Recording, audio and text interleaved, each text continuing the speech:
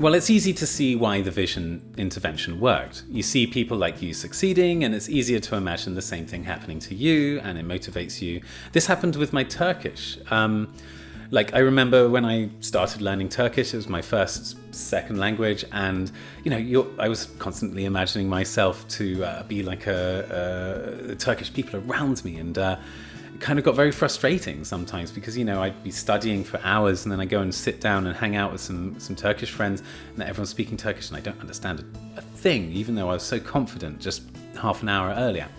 But then I started hanging out with an American colleague, and we sat down somewhere, and some Turkish friends joined us. They didn't speak English, so she started just speaking Turkish. I could tell it wasn't amazing Turkish. I could tell that she still sounded like she was from Texas, but it didn't matter. They were laughing, they were bonding, they were having a good time, and it was fine. And then I just realized then that you don't need to speak Turkish like a Turkish person in order to do well. I mean, it could be a great final goal if you really want it, but seeing people like you succeed in a language is incredibly motivating. Hello, and welcome back to Gabriel Clark Tessel. That's me. Checking out academic articles, so you don't have to. That's an awful expression. I won't ever use that again, I promise. Okay, cool. So today I want to talk about an article that I read recently. It's about motivation and motivating your students, and what kind of effect motivation, not only how to motivate students, but what kind of effect motivation has on the students. And that's why I really like this paper. There are actually plenty of studies that bring motivation directly to the classroom with things we can actually do in our classroom, with classroom practices and procedures. Real advice, real solid evidence and advice. And this study is one of them. So today, we're going to look into this study by Masatoshi Sato, and it's called Generating a Roadmap for Possible Selves via Vision Intervention, Alignment of Second Language Motivation and Classroom Behavior. I love how these articles always have these really, really long titles. It's fun. I like reading them to you. Okay, before we get into the study itself, I want to very quickly introduce you to some terminology that will help us with the study and understanding the study. First of all, let's talk about the L2 motivational self system. Okay, so the L2 motivational self system basically looks at how a student is motivated generally and what kind of learning environment she's in, and how the learning environment affects her motivation. Okay, quite simple, right? There are three main components to the L2 motivational self system. You've got 1, the ideal L2 self. Remember this is going to be an important concept today. What is it? The ideal L2 self, we've all had this when you're learning a language and you sort of imagine yourself learning the language well. You imagine who you're talking to. You imagine yourself making jokes and being funny at dinner parties or doing great business deals in this language you're learning. And this sort of vision that you have of yourself as a successful speaker of the language you're learning, that's the ideal L2 self, basically. Your hopes, your dreams. And studies generally show that this is a very, very powerful motivator for learning a language, unsurprisingly. We kind of do it automatically, don't we? That's the first term. The second term today is the ought to L2 self. And this refers to the more external motivating factors, things like parents and school and job. And, you have to learn this language because you just have to, you're supposed to. Maybe you don't particularly want to. Finally, the third terminology in the L2 motivational self system is the L2 learning experience. So this isn't a motivating thing. It's basically just what happens in the classroom and how it can affect motivation and how it can affect the other two types of motivation. That's really it. It's quite simple, actually, if you think about it. The title is more complicated than the actual thing. Okay, so that's the basic framework of the L2 motivational self system. Main thing here to pay attention to is this ideal L2 self. That's the gold thing we want. Okay, we're going to look in, this is going to come up a lot in this study. There are more terms we need to get to grips with for this study. 2 more to be exact. So the 4th term we're going to look at today is international posture. Okay, international posture is basically to what sort of extent learners think about their English in terms of, and I quote, interest in foreign or international affairs, willing to go overseas to stay or work, and readiness to interact with intercultural partners. So basically, to what extent does your student see herself as an international person, someone who's going to communicate with people from around the world? And finally, vision intervention. Okay, so we've got these sort of desirable motivational factors, right? Like the ideal L2 self and this international posture. These are very strong, positive ways of thinking that the students can motivate themselves with, right? There's a lot of motivational research out there that looks at like how much international posture or how much ideal L2 self the students have. But it's not very helpful for us teachers, right? Just knowing how motivated people are isn't like very applicable to the classroom, right? We need to know how to motivate our students. How can we encourage these things? How can we give our students more ideal L2 self-motivation or make them sort of conceive of themselves as good alphas? How to give them this valuable stuff? Well, good question. Right. Okay. So these things are all about vision, right?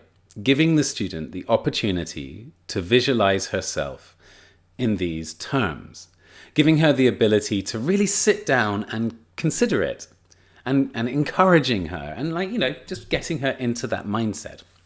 And that's when vision intervention comes in. And vision intervention is basically anything that gives our students the opportunity to visualize themselves as successful international speakers of English. So it's anything that does that. So it can range from creating action plans, setting goals, sitting down and talking directly about their English goals and what they're going to do to fulfill their goals in English. It can also range from that to full-on activities where they have like role-playing situations and they're imagining themselves as somebody in these sorts of environments and in these situations where they would benefit from thinking of themselves in, if that makes sense. And it can also just include input, like not just students doing things, but also receiving input, especially with successful non-native speaker models. So basically, if students see people like them, same sort of age, same sort of like background, same nationalities, and so on, succeeding in English, they can just look at that and go, hey, I can do that. And that's one of the main takeaways we're going to look at later in this in this video. Okay, so we've got these terminologies. Ideal L2 self, which is a strong motivating factor, the international posture, which is a strong motivating factor, and how these can be enhanced in the classroom with vision intervention. So these 3 points are probably the most important that we're going to look at today. Okay, so most studies on motivation, like I said, tend to see how motivation intervention can improve these motivating factors, which is great. It's good to have motivated students. But what I like about this study is that it took everything one step further. Sato, the writer of the study, basically said, okay, we can measure how the vision intervention can affect motivation. But how does that translate to the students' actual performance in the classroom? How does it make them better English users?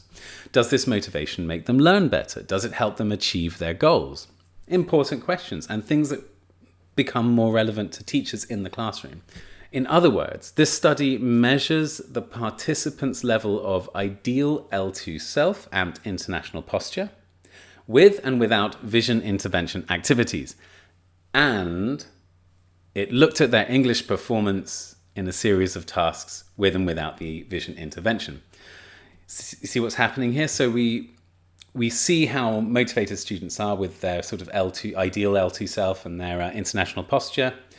And we do things to encourage them with the vision intervention. And we then see how it affected their performance in the classroom. We didn't just stop there and go, okay, this student's more motivated than this student. We see what it actually does. So here's how the study worked. I drew a little map of it. Here it is. The study took place over 9 weeks. In week 1, there were 2 pre-tests. The first was a pre-test questionnaire. This one measured their motivation. So this was to find out how motivated the students were and what kind of motivation they had.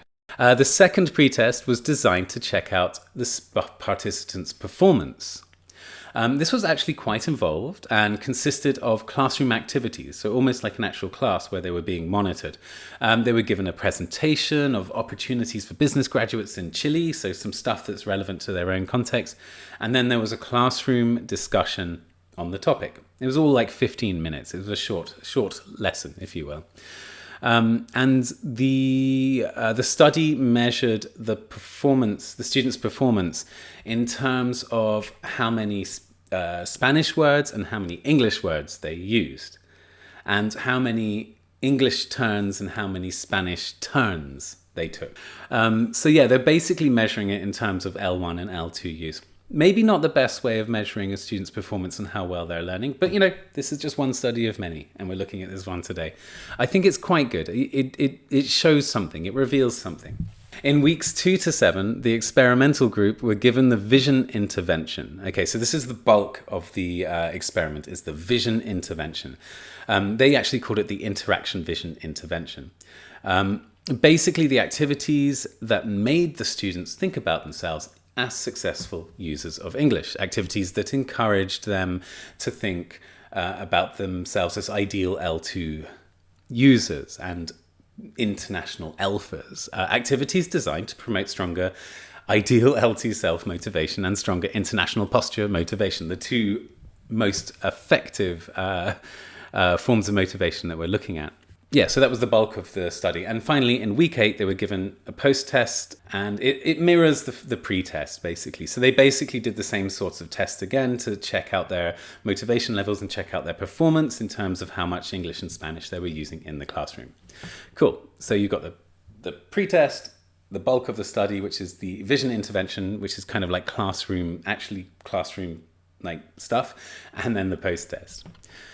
Now, obviously, I want to focus on this part of the study, the bulk of it, the vision intervention, because this is where all the magic happened. This is what I found really inspirational about this study, the intervention. The experimental group were given 3 tasks. Okay, so this is how it all worked. Task 1 was about creating vision. In this task, they watched a video of a Chilean entrepreneur who invented a bicycle that's difficult to steal. The guy was the same age as and had the same sort of business orientation as the participants, as the students. He was one of them, basically. He was very relatable to the students. He was from the same country, and in the video, he was interviewed about his business and the bikes and how he expanded it to different countries as an international entrepreneur. And all of this was in English, but not just any English. This was Chilean English. The guy spoke like a guy from Chile. He didn't sound like an American or a British guy. He was relatable to the students and also had an English that was achievable from the student's point of view. That's really important. So yeah, in other words, he was the successful non-native speaker model. The participants could look at this guy and go, hey, that guy's just like me. This could be me. I could do this. Cool. I love this. Don't show them Barry from Doncaster and he's talking about like his favorite rugby team or whatever, and then just tell the students, oh, you should be like Barry. Speak like Barry. No, speak like Juan, like or like Yoko, or like any Ahmed, or wherever your students are from, Dimitri. Okay, following this video, there was a task where the learners had to come up with their own business that would work in both Chile and the USA. So it's like a task-based learning sort of thing. They were also reminded while they were coming up with these ideas for this business that English is important to be successful. They need to be able to use English for this project. So gentle reminders by the teacher during the task. And meanwhile, so that was the experimental group. The control group, they also watched a video, but it was a Chilean entrepreneur with no English, and the interview was all done in Spanish. And the task involved, yes, creating a business, but one that doesn't really go outside of Chile, like a national business, not an international business. Cool. Okay, that was task 1. Task 2 was about expanding the business to the USA. So like once they were in theory successful in Chile and they needed to spread their wings a bit. The learners read a text that summarized a corporate agreement between an American supermarket and a Chilean one. Sorry, a US supermarket and a Chilean one. So like an international deal. And as a task after the reading, the students decided on a US company. They chose some US company to make a deal with their own business from task 1. So they're continuing this entrepreneurial project. Then they watched another video featuring a Chilean rep with Chilean English negotiating the terms of agreement for an international merger with a US potential partner. So again, a successful non-native speaker speaking and working with a native speaker. Again, constantly giving the students reminders of like how they can be, and they just need to follow in the footsteps of people like them. Again, this was followed by a role play. One person played the part of the Chilean entrepreneur and the other of the potential US partner. Then they switched roles. You know, this is quite classic CLT stuff, but the context is very well designed. And again, creating visions that focus on successful non-native speakers, people just like them. I'm going to keep saying this again and again because this is the big takeaway, isn't it? Okay, so the control group in this task, the control group got all of that, but without the international element. The examples were all with other Chilean companies. They were using English, of course, but in a Chilean non-international context. Okay, so you see what's going on here, right? All of these activities are designed to make the students think of themselves as potential successful non-native speakers. It gives them a vision. It tells them, hey, this could be you, through implication. I mean, this is motivating stuff, right? Now, we'll talk about this a bit more in a little bit, but let's check out the results. Okay, here they are. And yes, the results were pretty good, pretty good. So remember the study was looking at the effect of this vision intervention, right? The effect of these activities with the successful non-native speaker on 2 main things, motivation and performance. Those pre-tests at the beginning, right?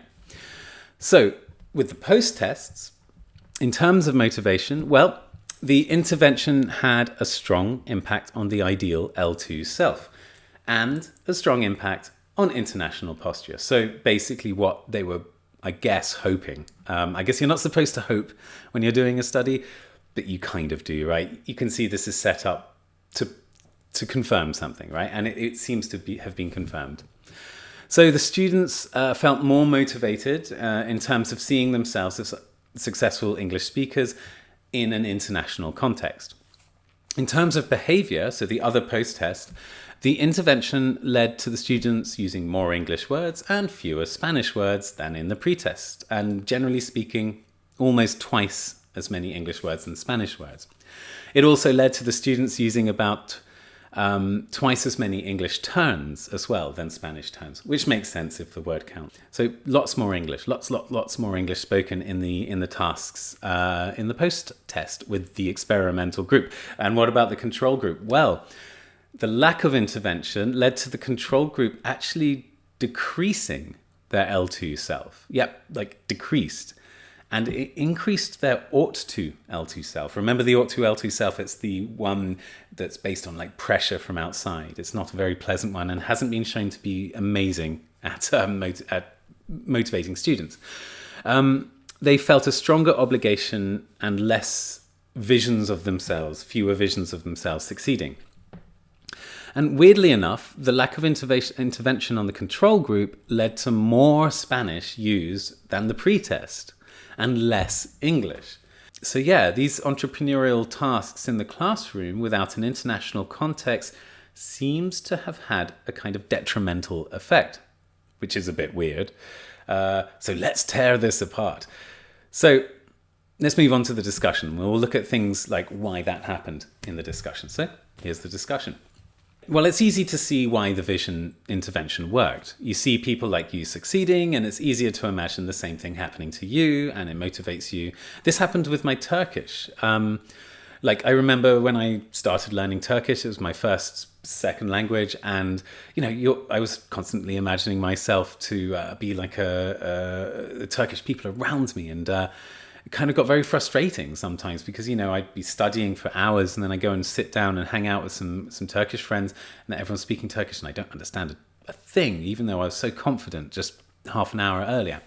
But then I started hanging out with an American colleague, and we sat down somewhere, and some Turkish friends joined us. They didn't speak English, so she started just speaking Turkish. I could tell it wasn't amazing Turkish. I could tell that she still sounded like she was from Texas, but it didn't matter. They were laughing, they were bonding, they were having a good time, and it was fine.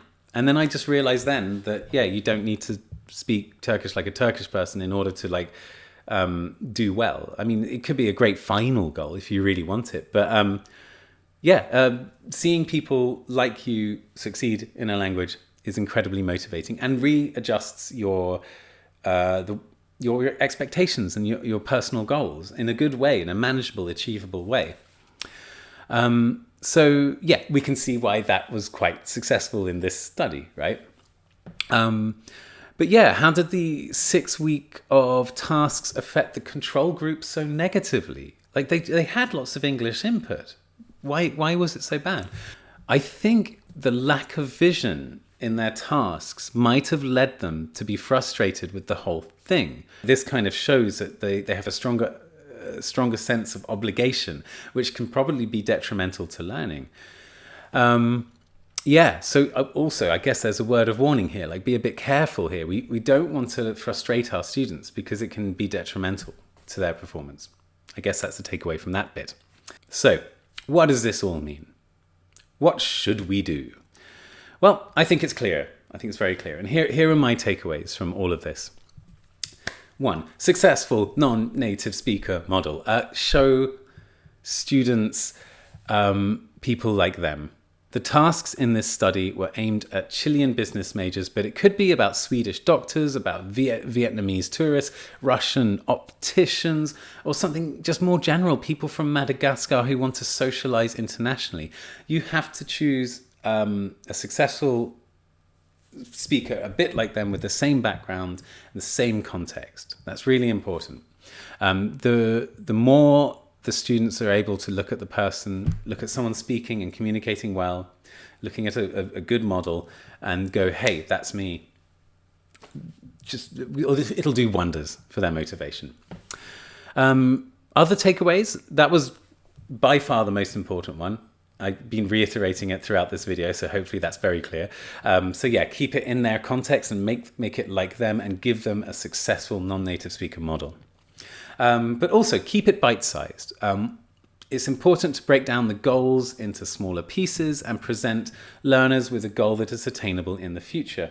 I mean, there were 3 tasks during the intervention, right? And each one was quite a small step from the other, but it did end up leading with them planning an international merger in English. So keep it bite-sized. Make sure it's not too hard. This is every teacher, whatever they're doing, you need to find that magic sweet spot, right? Not too easy, not too hard. Again, I'm going to quote Sato.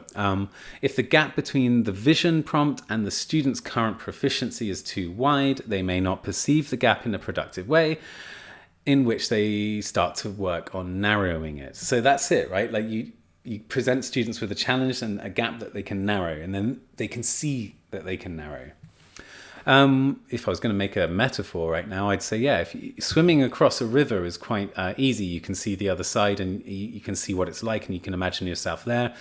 Swimming across the English Channel, for example, you can see France in the distance over there, but it just seems so far away. You can't imagine yourself there.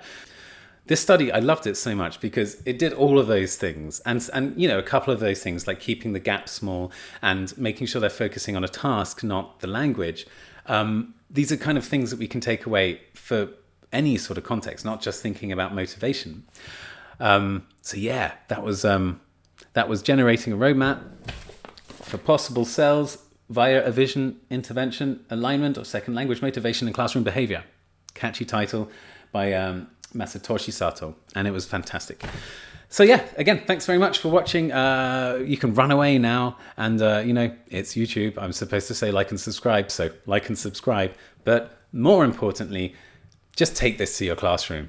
Do something with this. Grab a takeaway or two from this and apply it to your everyday teaching. And yeah, let's all become better teachers. Cool. I'll talk to you next time.